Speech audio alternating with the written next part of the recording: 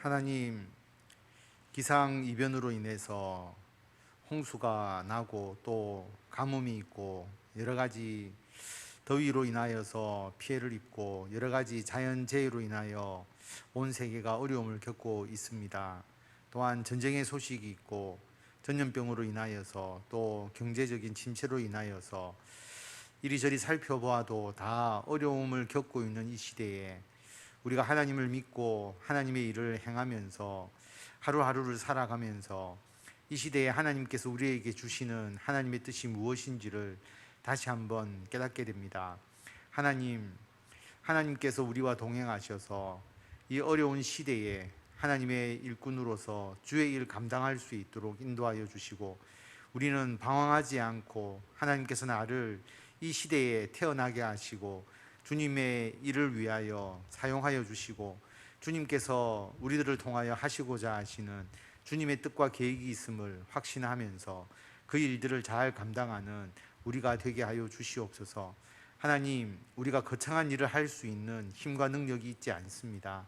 그러나 우리들의 가정에서, 직장에서, 교회에서 우리가 하는 지극히 작은 일이 하나님의 나라의 큰 역사를 이루는 힘이 됨을 우리들이 확신하오니, 그 작은 일에 더욱더 충성하게 하시고 그 일을 통하여 하나님의 영광을 더 크게 나타내는 우리들이 되게 하여 주시옵소서. 하나님은 우리를 늘 살펴보시고 우리와 맺은 주님의 언약을 결코 깨트리지 아니하시고 우리를 하나님의 귀한 일꾼으로 끝까지 책임져 주시고 이끌어 주고 계십니다. 이 어려운 때에도 하나님은 우리들을 보살펴 주시고 우리를 통하여 하나님께서 귀한 영광을 받아 주심을 우리들이 확신하며 나아갑니다. 하나님, 어려울 때마다 주님 앞에 나와 기도하게 하시고 하나님의 말씀으로 주의 뜻을 묻게 하여 주시고 확신을 가지고 담대히 나아가서 우리들에게 일어나는 모든 일들을 통하여서 하나님의 사랑과 하나님의 은혜와 하나님께서 우리를 통하여 이루시는 놀라운 일의 열매를 증거하는 우리들이 되도록 하나님께서 역사하여 주시옵소서. 어려울 때 우리가 그 어려움을 이겨내면서 하나님께서 나를 돌보셔서 이 어려움의 고통 가운데서 나를 건져주셨음을 찬송하게 하여 주시고, 또한 우리가 실패와 좌절을 경험할 때에 그 가운데서도 하나님은 우리들을 더 좋은 길로 인도하시고 우리들이 그 실패와 좌절을 극복하고 더 큰 성공을 하나님의 영광을 위해서 행할 수 있다는 것을 나에게 가르쳐 주셨음을 증거하는 우리들이 되게 하여 주시고, 우리의 모든 것이 하나님의 뜻이고 하나님의 계획 속에서 협력하여 선을 이루어 나가는 것임을 세상 모든 사람들에게 증거하고 하나님의 영광을 나타내는 우리들이 되게 하여 주시옵소서. 오늘도 주님 앞에 나와 기도하며 예배드립니다. 우리들의 예배를 기뻐 받으시고 예배하는 모든 심령, 그 심령을 하나님께서 치유하여 주시고 회복시켜 주시고 강건케 하여 주시고, 오늘 이 예배로 말미암아 하나님을 사랑하고 하나님을 온전히 의지하면서 하나님의 영광을 더 크게 나타내는 주의 일꾼으로서 새롭게 무장할 수 있도록 아버지께서 역사하여 주시기를 간절히 빌고 원하오며 우리 주 예수 그리스도의 이름으로 기도드립니다. 아멘.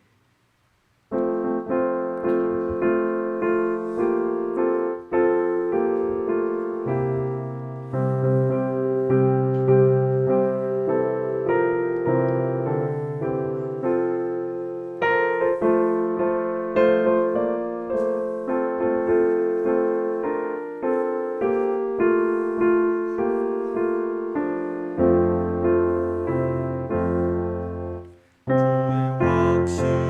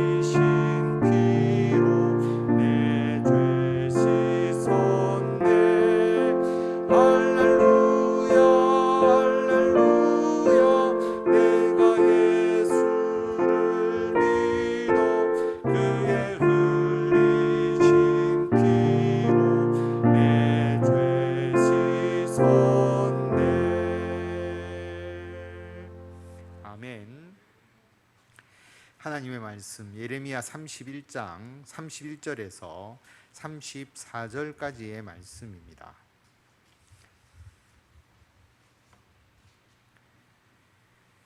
예레미야 31장 31절에서 34절까지의 말씀입니다.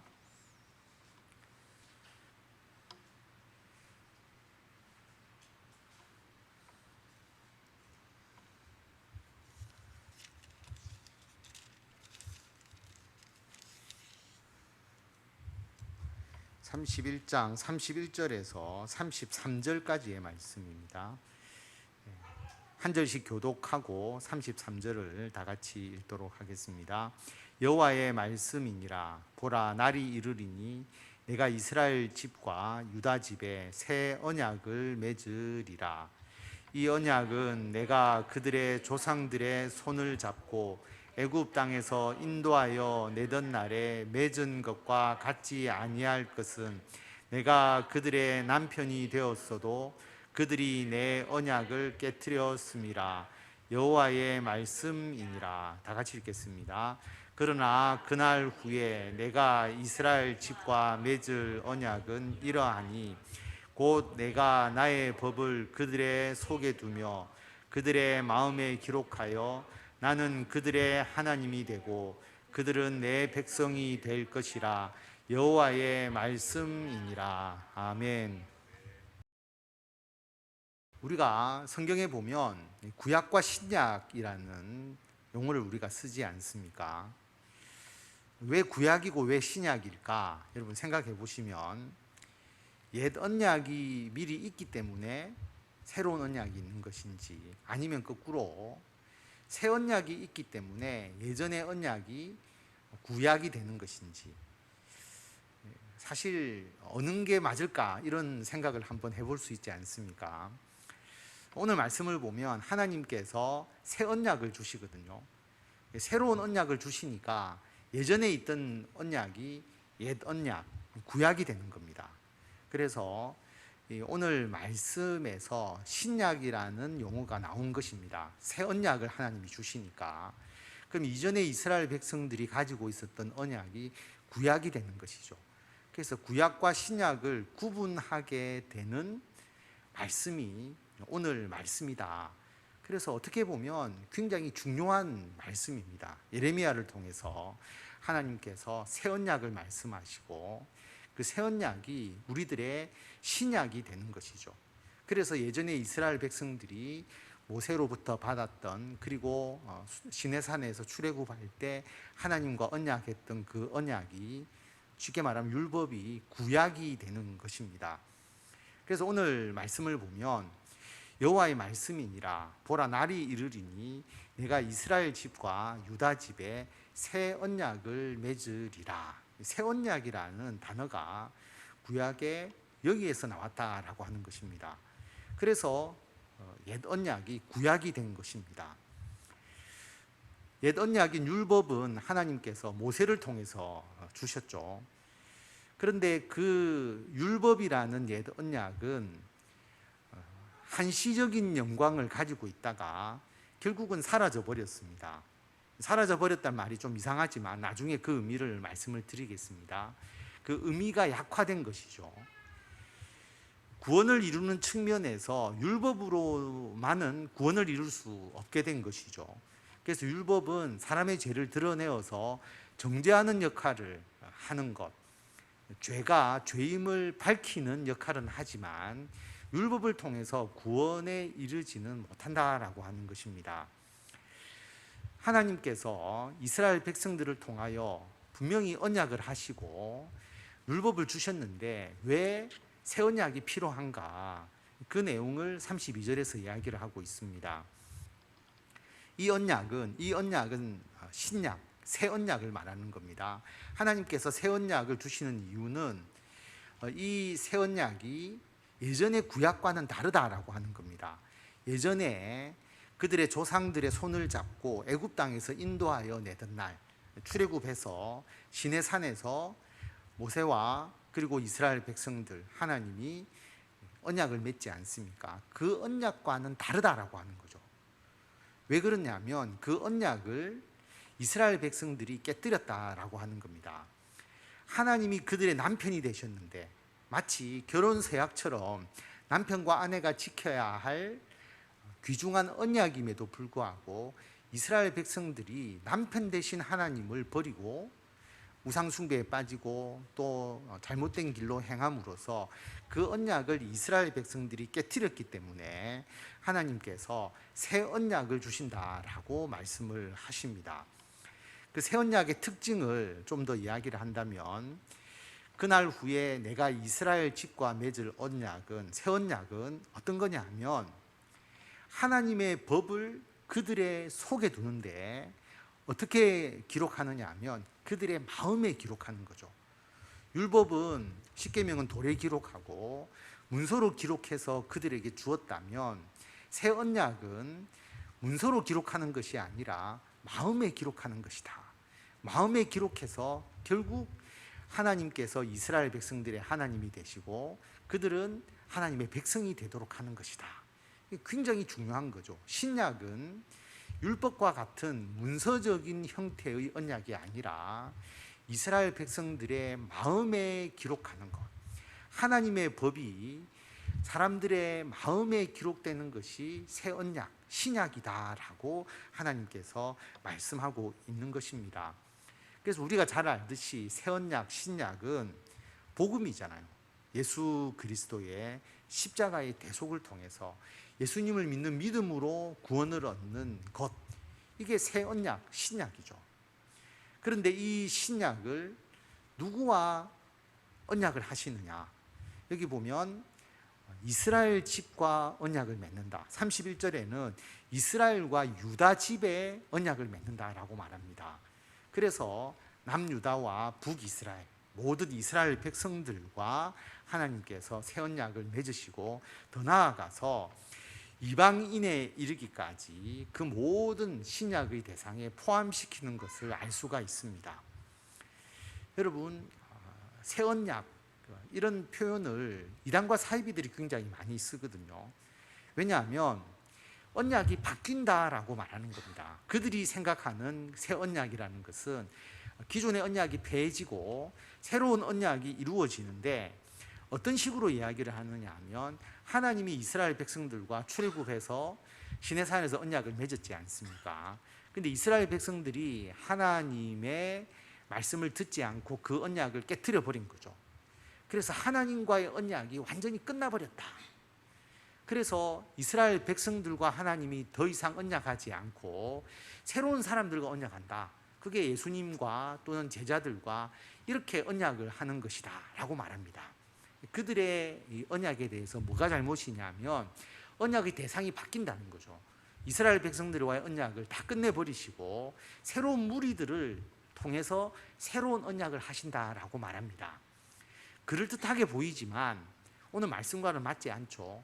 하나님의 새 언약은 이스라엘과 유다 집에 그들과 맺는 약속이기 때문에 대상이 바뀌는 게 아니에요. 그런데 이단과 사이비들은 대상이 바뀐다고 가르칩니다. 왜 그렇게 가르치느냐 하면, 그렇게 가르쳐야 지금 2000년 동안 예수 그리스도의 복음이 전파되고 새로운 언약으로 이루어져 있는 우리 기독교, 교회, 우리 그리스도인들, 그들과의 언약을 하나님께서 깨트리시고 새로운 주체와 또 새로운 언약을 맺는다.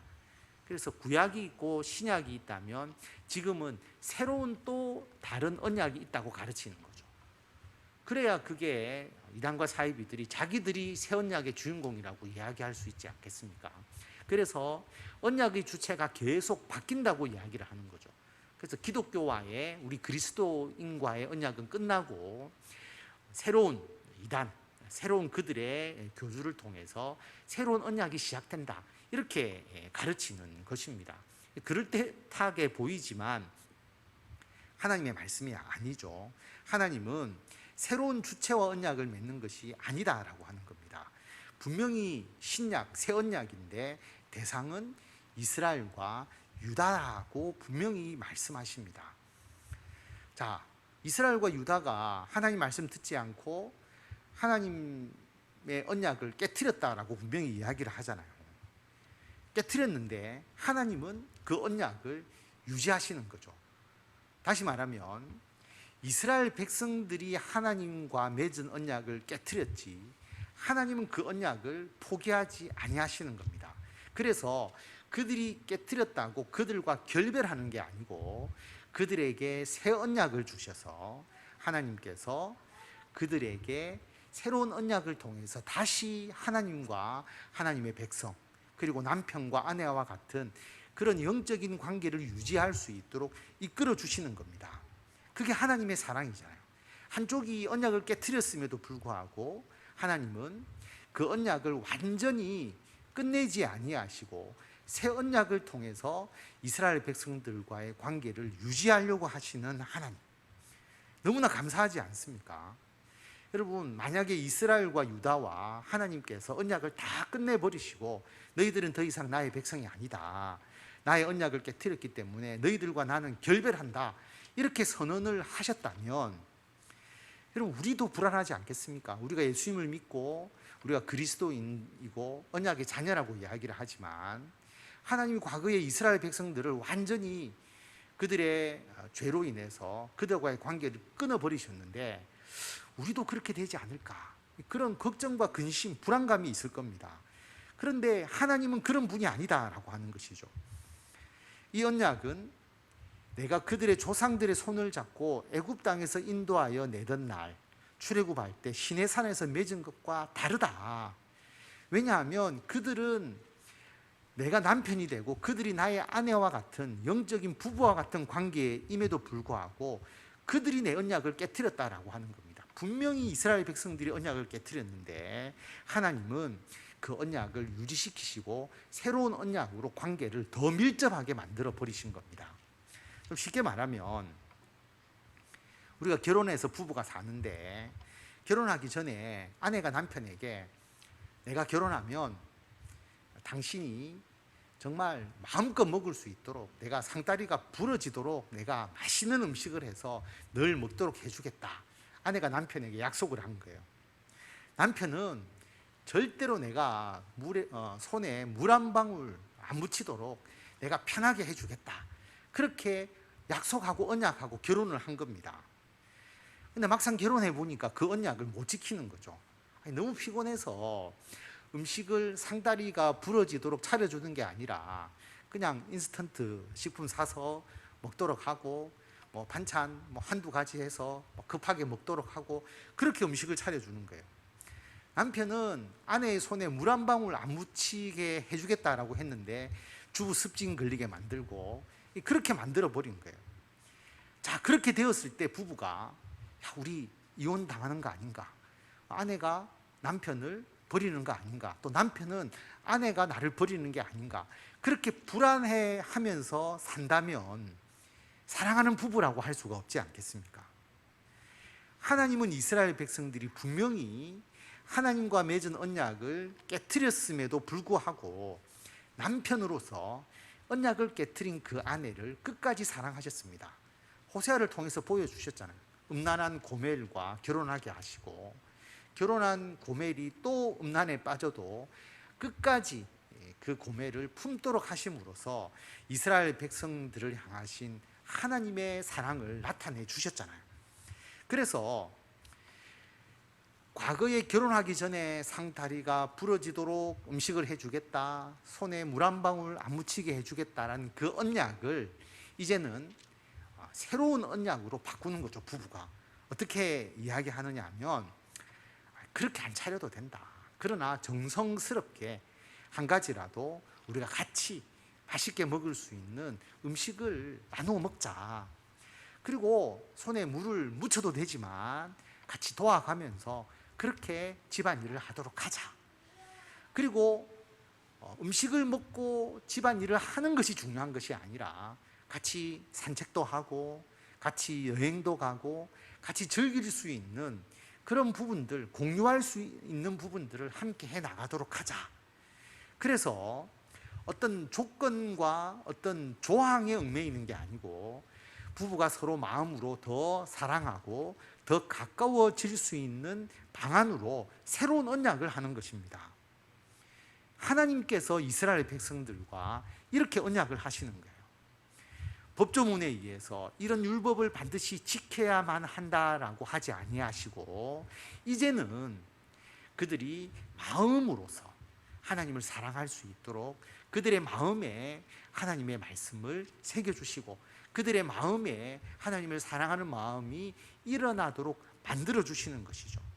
그것이 법조문인 구약의 율법과 마음에 기록하는 신약과의 차이입니다. 이스라엘 백성들은 이 율법이 영원한 것이라고 생각을 했거든요. 잘못 생각한 것이죠. 그런데 율법은 영원하지 않습니다. 좀 쉽게 말하면 한 가정에 며느리가 들어오잖아요. 그럼 며느리가 처음에 그 집안의 가풍에 대해서 하나도 모르지 않습니까? 우리 집안이 어떤 집안인지, 우리 집안에서 뭐를 더 중요하게 여기는지 전혀 모르기 때문에 처음에는 집안의 전통과 규칙에 대해서 알려주게 됩니다. 우리 집안에는 이게 중요하고 이걸 우선적으로 생각하니까 이렇게 하는 게 좋겠다. 이렇게 분명히 그 집안에 대한 여러 가지 규칙과 조항들을 알려주게 되죠. 그런데 며느리가 집에 들어와서 10년이 되고 20년이 되었음에도 불구하고 우리 집안의 규칙에 대해서 계속 이야기를 한다면 그것은 며느리와 그 가족들 간의 관계에 문제가 있는 겁니다. 어느 시점이 지나면 우리 집안에 대한 어떤 규칙과 조항을 전혀 이야기하지 않아도 충분히 그 집에 대해서 다 이해할 수가 있거든요. 그래서 어느 시점에 대해서는 그런 것 이야기하지 않아도 가족을 사랑하는 마음으로 알아서 집안일을 잘 행할 수 있게 되는 것입니다.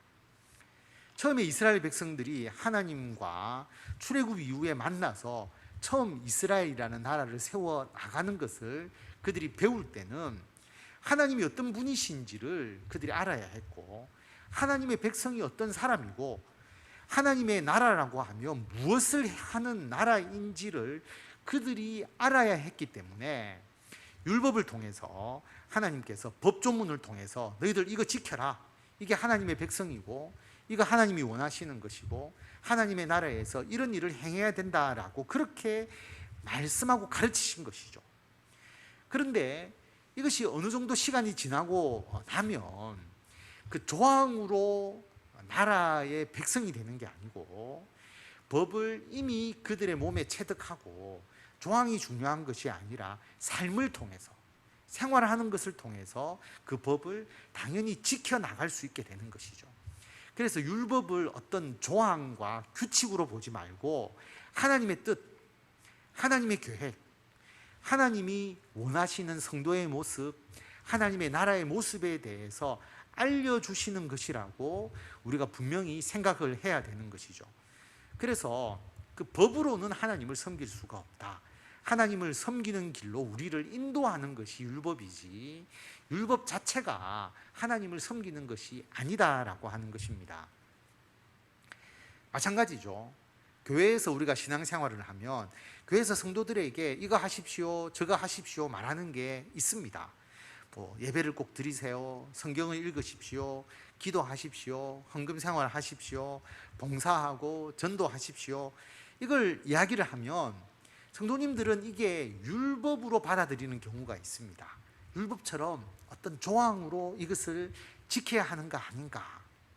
그런데 그렇지 않습니다. 그것은 우리들의 신앙의 방향, 삶의 방향을 이야기하는 것이거든요.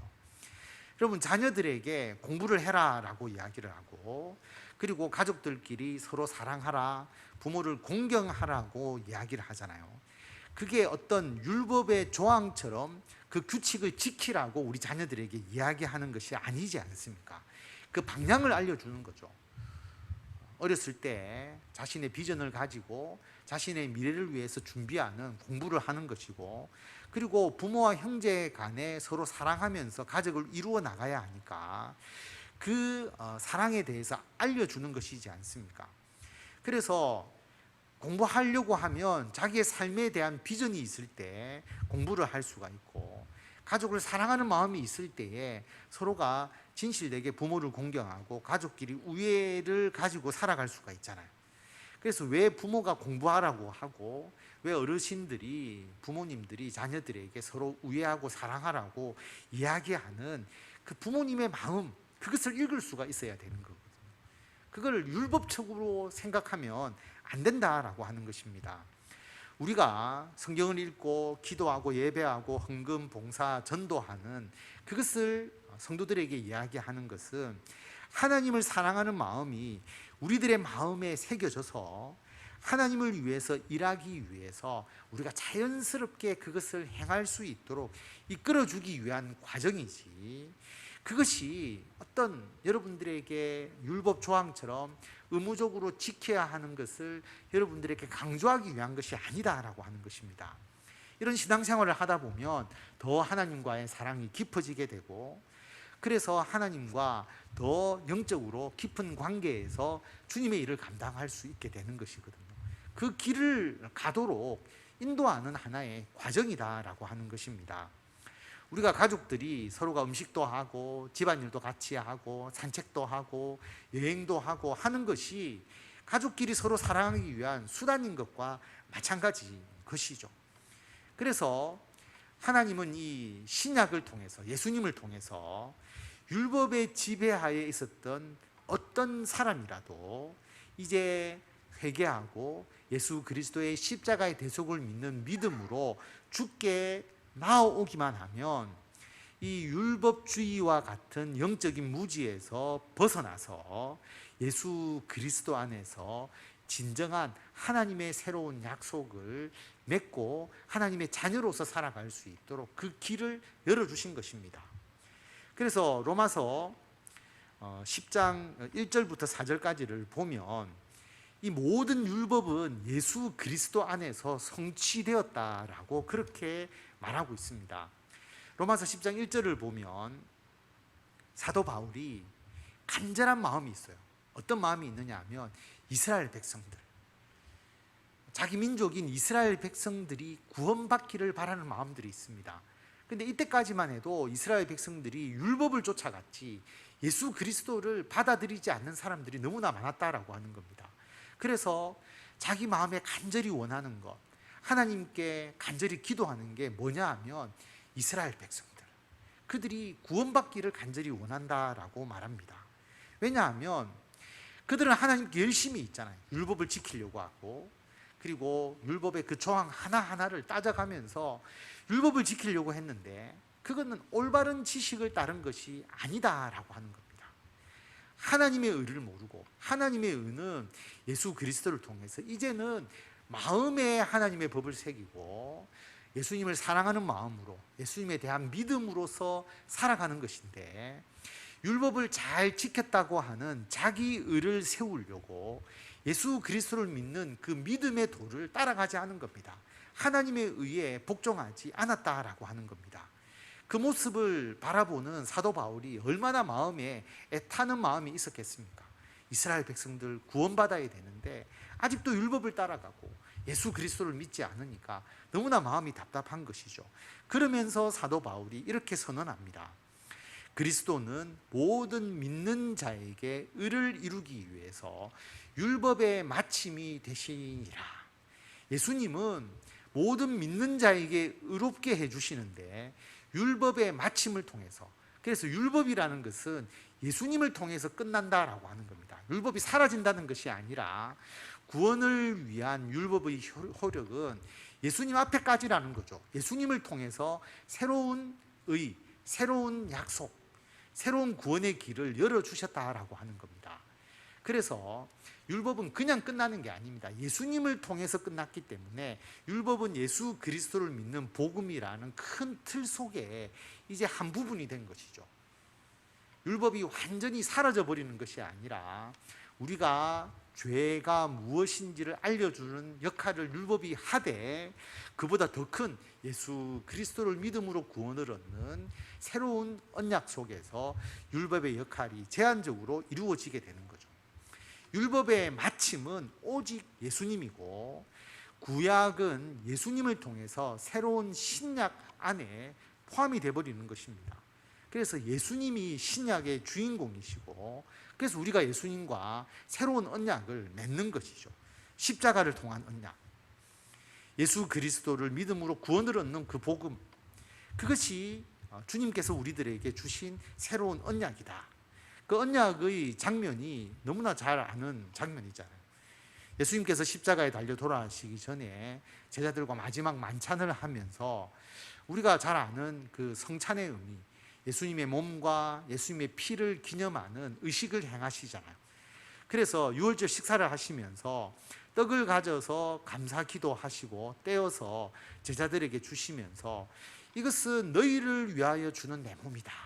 예수님의 십자가의 죽음을 여기서 말씀을 하시고, 그리고 20절에 보면 식사하신 이후에 잔도 그와 같이 하여 이르시되 이 잔은 내 피로 세우는 새 언약이다. 너희를 위하여 붓는 것이다. 내 피로 세우는 새 언약. 예수님의 십자가의 보혈로 우리와 새 언약을 맺으시는데 율법을 주시는 게 아니잖아요. 예수님의 십자가의 대속의 은혜, 그 사랑을 우리들의 마음에 새기시고 새로운 법으로서 예수님을 따라갈 수 있도록, 예수님을 믿고 구원을 얻을 수 있도록 해주시는 그 길을 예수님께서 열어주신 것이다 라고 하는 것입니다. 예수님이 하나님의 아들로서 신이시다라고 하는, 하나님의 본체이시고 하나님의 형상이시다라고 하는 믿음, 그리고 예수 그리스도의 십자가의 대속, 우리들의 죄를 다 용서해 주시고 예수님께서 부활 승천하셔서 부활의 첫 열매가 되셔서 우리들에게도 부활과 영생의 길을 열어주셨고 지금 하나님의 우편에서 온 세상을 다스리시는 그러한 하나님이시다. 그리고 예수님께서 성령을 보내셔서 우리들을 예수 믿게 하시고 모든 죄의 속박에서 해방시켜 주시고 우리들에게 영원한 생명을 주시는 분이시다라고 하는 그 믿음, 예수님을 믿음으로써 죽음에서 생명으로 옮겨진다는 그 믿음, 그것을 우리들에게 주신 겁니다. 믿음으로 구원을 얻게 해주신 것이죠. 그래서 율법은 그 조항을 지키기 위해서 행동이 제약적이 되죠. 이거 지키지 않으면 벌 받는 거 아닐까? 아니면 이걸 지켜야 되는 거 아닌가? 항상 그 조항의 그 중심으로 행동하게 되잖아요. 두려움 가운데서 행동하죠. 예를 들어서 우리가 법을 지키지 않을 때 우리에게 처벌이 있다고 생각하면 이 법을 안 지키면 이 벌을 받을 것인데, 그런 생각에서 우리의 행동이 상당히 위축되잖아요. 그런데 예수님을 믿고 난 이후에는 우리들에게 이러한 위축됨이 없잖아요. 자유함이 있게 되죠. 율법의 모든 속박으로부터 자유함을 얻게 됩니다. 어떤 거하고 똑같으냐면, 자, 어떤 규칙을 입력한 로봇이 이게 규칙과 맞느냐 맞지 않느냐를 테스트하면서 행동을 하려고 하다가 이게 규칙과 맞나 안 맞나를 테스트하고 또 한 걸음 나아가고, 이렇게 살아가는 게 아니고 인공지능을 아예 그 로봇에게 주어서 로봇이 자기가 판단하고 자기가 이 모든 조건을 이해하고 움직일 수 있게 된다면 훨씬 더 자유롭겠죠. 똑같습니다. 우리들에게 율법의 조항이 아니라 예수 그리스도를 믿는 믿음으로써 우리가 예수 그리스도의 그 은혜를 깨닫게 되고 주의 사랑을 체험하게 되고, 그러면서 주님에 대해서 조금씩 더 알아나가고 주님을 닮아가면서 그렇게 하나님 안에서 살아갈 수 있도록 인도해 주시는 것, 이게 신약이다라고 하는 것입니다. 그래서 신약은 어떤 율법을 겉으로 지키는 게 아니고요, 주님과의 사랑 속에서 주님과의 관계가 점점 깊어가는 겁니다. 가족 간의 관계가 더 깊어지는 것처럼 예수 그리스도를 믿는 믿음은 단번에 이루어지지 않습니다. 주님을 닮아가는 것이고 주님과 사랑하고 주님과 믿음의 길을 나아가는 것이기 때문에 신앙의 경륜이라는 것이 필요한 것이죠. 성화의 단계라고 우리가 이야기하지 않습니까? 그래서 율법을 겉으로 지키는 것은 처음 율법을 지키는 사람이나 10년을 신앙생활을 한 사람이 20년을 신앙생활을 한 사람도 겉으로 지키는 것은 똑같을 수가 있잖아요.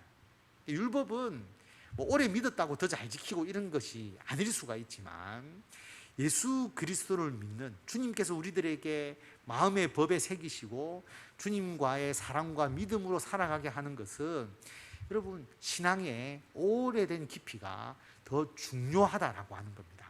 성화되어 가는 것이 중요한 것이죠.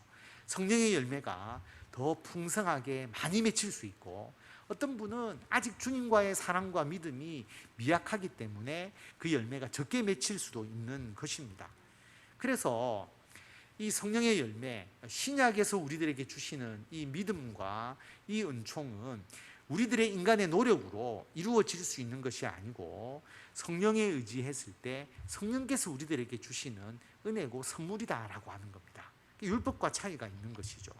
그래서 우리가 기도와 예배와 말씀 묵상과 찬양과 그리고 성령 충만을 받도록 하는 것은 우리가 주님 안에서 자유롭게 되어도 이러한 신앙생활을 하게 되면 주님의 일을 더 잘할 수 있도록 이끌어주는 하나의 과정이다라고 하는 것을 분명하게 우리에게 말씀하고 있습니다.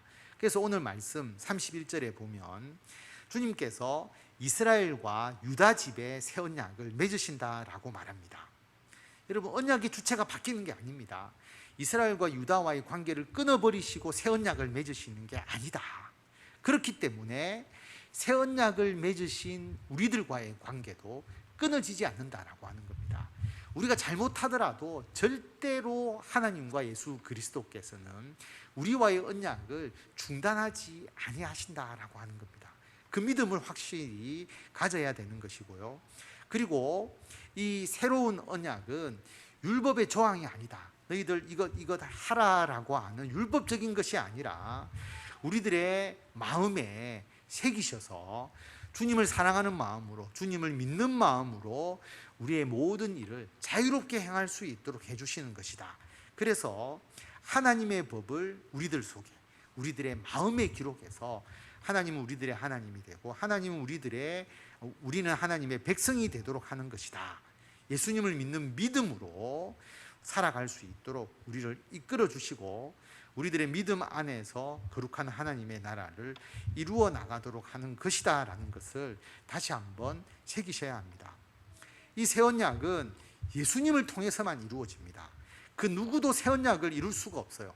그래서 이 예수님을 통한 새 언약은 단 한 번, 구약과 신약만이 있는 것이지 신약 이후에 또한 어떤 새 언약 또는 신신 언약이 있을 수가 없다라고 하는 겁니다. 구약과 신약만 있는 것이고 그 신약의 주체는 예수 그리스도다. 그래서 예수님의 언약이 율법을 포함하는 더 큰 개념으로 모든 구원의 언약으로서의 의미를 가지고 있다라고 하는 것이고, 이 언약은 언제까지 이루어지느냐 하면 예수님의 재림을 통해서 새하늘과 새 땅이 이루어지고 온 세상이 하나님의 나라가 되는 그날까지 이 언약, 새 언약은 지속되는 것이다 라고 하는 것을 분명하게 기억하시고, 오늘 우리들에게 주시는 이 새 언약, 하나님께서 구약을 통하여서 이제 새로운 새 언약을 통해서 관계가 깨어지는 것이 아니라 새로운 관계로서 더 깊은 사랑과 믿음의 관계로 만들어 주시기 위해서 우리들에게 주신 언약이다라고 하는 것을 기억하시고, 이 언약을 더욱더 의지하시고 더욱더 확고하게 믿으시면서 이 언약의 삶을 살아나가시는 저와 성도 여러분들이 다 되시기를 바랍니다. 기도하겠습니다. 하나님 은혜를 감사드립니다. 오늘 예레미야를 통해서 하나님께서 우리들에게 새 언약에 대해서 알려주셨습니다. 하나님, 우리가 이 새 언약의 주인공이고 예수 그리스도의 십자가의 보혈로 우리와 맺어진 이 새 언약이 우리들을 더욱더 주님을 사랑하게 만들고 더욱더 믿음으로 나아가게 만들고 주님 안에서 자유롭게 살아가지만 더 주님과 깊은 영적 관계를 맺도록 우리들을 이끌어 주심을 알게 되었습니다. 이 새 언약 가운데서 우리가 행하는 모든 일들이 주님 안에서 아름다운 열매를 맺을 수 있도록 주님께서 역사하여 주시옵소서. 그래서 우리가 더 사랑하는 마음으로 더 큰 믿음을 가지고 주님의 일들을 잘 행하게 하시고 이를 통해서 하나님의 영광을 나타내는 우리들이 되도록 주님께서 역사하여 주시기를 간절히 빌고 원하오며 우리 주 예수 그리스도의 이름으로 기도드립니다. 아멘.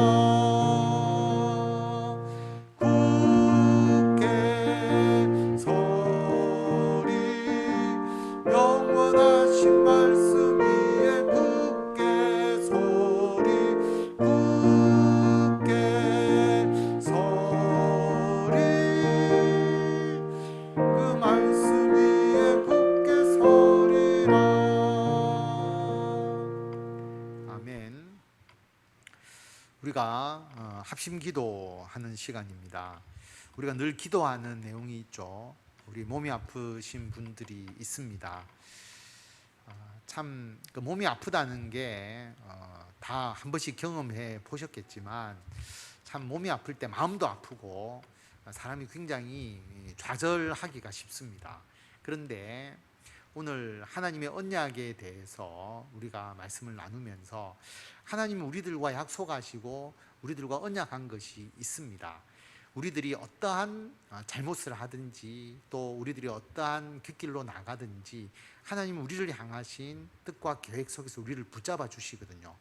하나님이 우리를 버리신 게 아니고 하나님이 우리들을 뭔가 잘못된 길로 인도하시는 것도 아니고 하나님은 우리들을 끝까지 어떤 상황에도 붙들어 주신다는 그 믿음이 있다면 저는 그 어려움을 다 극복해 나갈 수 있다고 생각합니다. 하나님과의 그 언약에 대한 부분에 대해서 확신할 수 있도록. 그래서 우리가 살아가면서 크고 작은 어려움을 겪지만 그 어려움이 우리가 가족들 간의 관계가 깨어지거나 또 가족들 간의 문제가 일어나는 게 아니고 그 언약에 대한 확고함이 있다면 오히려 그 어려움을 통해서 가족들이 더 사랑이 깊어지고 더 신뢰를 할 수 있는 것처럼 하나님과 우리와의 관계도 그런 관계에서 이루어질 수 있도록 특별히 오늘은 그 어려움을 겪는 또 몸이 아픈 우리 모든 분들이 이 언약에 대한 확신을 가지고 이 어려움을 이겨낼 수 있도록 여러분 기도해 주시기를 바랍니다. 현우기를 위해서 기도하고 있는데 이제 마지막 그 골수이식의 단계가 남아 있는데 이 언약에 대한 확고함을 가지면 믿음으로 극복할 수 있고요. 아니면 항상 언제 어디서 무슨 일이 일어날지 모르기 때문에 그냥 초긴장 속에서 너무나 그 고통 가운데서 있을 수밖에 없거든요. 하나님에 대한 온전한 믿음을 가지고 그 모든 부분을 이겨낼 수 있도록 우리 몸이 아픈 분들을 위해서 여러분 기도해 주시기를 바랍니다. 그리고 우리 개인적으로 기도하실 때 지금 홍수 이야기도 있죠. 또 다른 데서는 가뭄도 있죠. 전쟁도 있죠. 전염병도 있죠. 너무나 혼란한 이 시대에 사람들이 뭐가 무엇인지 뭘 의지해야 될지 모를 때에 우리는 하나님과의 언약을 생각할 수밖에 없다는 겁니다. 주님의 언약, 주님께서 우리를 향하신 그 사랑, 그 믿음, 우리가 그것을 키워 나가는 거죠. 이런 고통 가운데서도 더 신뢰하면서 주의 언약을 믿고 나아갈 수 있도록, 그리고 우리 자녀를 향하신 하나님의 언약, 우리 가정을 향하신 하나님의 언약, 우리 교회를 향하신 하나님의 언약이 결코 중단되지 않고 하나님이 나아가신다라는 것을 확고하게 믿는다면 여러분 걱정하실 거 없고 두려워하실 필요 없고 담대하게 우리가 그 언약을 믿고 나아갈 수 있으니까 이 혼란한 시대에 하나님에 대한 이 약속과 이 언약을 믿고 나아갈 수 있도록 기도하시기 바랍니다. 그래서 한 5, 6분 정도 우리가 기도하고 제가 마침 기도하도록 하겠습니다.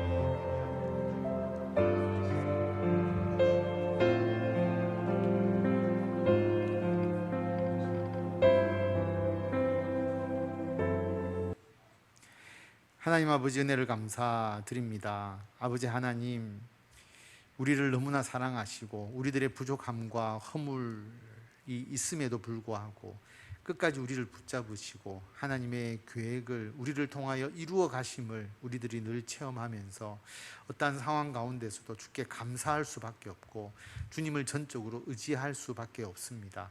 우리가 주님과의 약속 많이 어기고 그 언약을 깨뜨렸지만 주님은 한 번도 우리를 놓지 아니하시고 그 언약의 길로 인도하여 주시며 더 주님을 사랑하고 더 큰 믿음으로 나아갈 수 있도록 우리를 새로운 언약으로 인도하여 주시니 참으로 감사를 드립니다.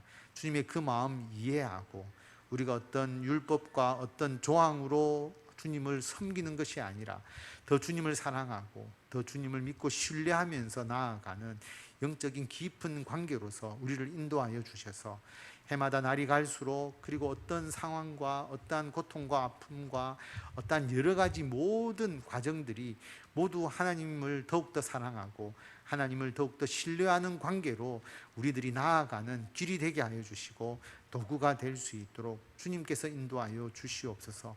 특별히 몸이 아픈 성도들이 있습니다. 아버지 하나님, 그 오랜 투병 생활로 인하여서 그들의 몸과 마음이 지치거나 하나님과의 관계에서 어떠한 의심이 들지 않도록 주님 인도하여 주시고 주님께서 그 과정을 통하여 그들을 향하여 주시는 귀한 약속과 주님의 붙잡아 주시고 주님께서 약속하시고 이끌어 주심에 대한 확신을 가지고 끝까지 주님을 신뢰하면서 그 모든 어려운 과정을 주님 앞에 내려놓고 늘 감사하고 늘 찬송하는 믿음의 그 과정으로 변화시켜 주시고 그것을 통하여 하나님의 영광을 나타낼 수 있도록 아버지께서 인도하여 주시옵소서. 주님, 잘 치유되기를 원합니다. 회복되기를 원합니다. 건강하여질 때에 하나님을 위해서 더욱더 일하겠노라고 주님께 약속하면서 그들의 삶을 온전히 하나님께 헌신할 수 있도록 인도하여 주시고 우리 성도들 무더위 가운데서도 그리고 전염병과 그리고 여러 가지 장마로 인한 또 홍수와 여러 가지 어려운 경제적 상황 가운데서도 우리는 하나님의 약속을 의지하면서 굳건하게 그 모든 난관을 극복하면서 나아가기를 원하오니 성도들에게 새 힘을 주시고 교회를 통해서 이 모든 어려움을 함께 기도하며 극복해 나갈 수 있도록 인도하여 주시고 하나님께서 우리 교회를 통하여 이루고자 하시는 그 귀한 사명을 모두가 함께 감당해 나갈 수 있도록 주님께서 역사하여 주시옵소서. 기도에 응답하여 주시고 주님께서 예비하여 주셔서 주님과의 약속을 신뢰하면서 믿음으로 나아가는 자가 궁극적으로 승리하게 하여 주시고 하나님의 함께 하심을 세상 속에 증거할 수 있도록 주님께서 온전히 역사하여 주시기를 간절히 빌고 원합니다.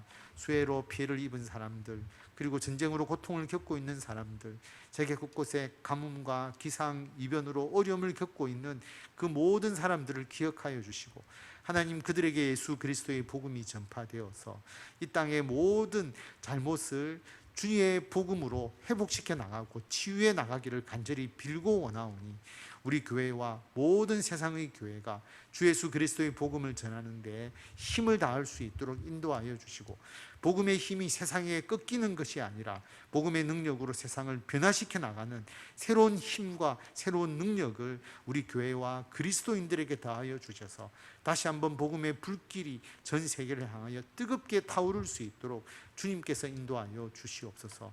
오늘 예배드리는 주님의 귀한 일꾼들 하나님께서 너무나 사랑하시고 귀하게 쓰시는 그릇들이 오니 이들을 통하여 하나님 영광 받으시고 주의 일 더 잘할 수 있도록 항상 주의 말씀과 그리고 기도로 무장하게 하시고 그리고 계획하는 일들 주님 안에서 잘 성취되게 하여 주시고 주님의 귀한 역사를 이 땅에 드러내는 도구로 삼아 주셔서 하는 일이 잘 되게 하여 주시고 하나님의 은혜와 사랑을 나타내기에 부족함이 없도록 그들의 심령에 주님을 사랑하는 마음, 주님을 믿고 신뢰하는 마음, 주께 감사하는 마음이 넘치도록 주님께서 역사하여 주시고 인도하여 주실 줄을 믿사오며 우리 주 예수 그리스도의 이름으로 기도드립니다. 아멘. 우리 주 예수 그리스도의 은혜와 하나님의 무한하신 사랑과 성령님의 감화 감동 교통케 하심이 예수 그리스도의 새로운 언약을 의지하면서 주의 말씀, 주의 법을 마음에 새기고 자유롭게 주의 영광을 위하여 마음껏 헌신하며 하나님의 영광을 나타내기를 원하는 모든 성도들 위해 지금부터 영원토록 함께 하시기를 간절히 축원하옵나이다. 아멘.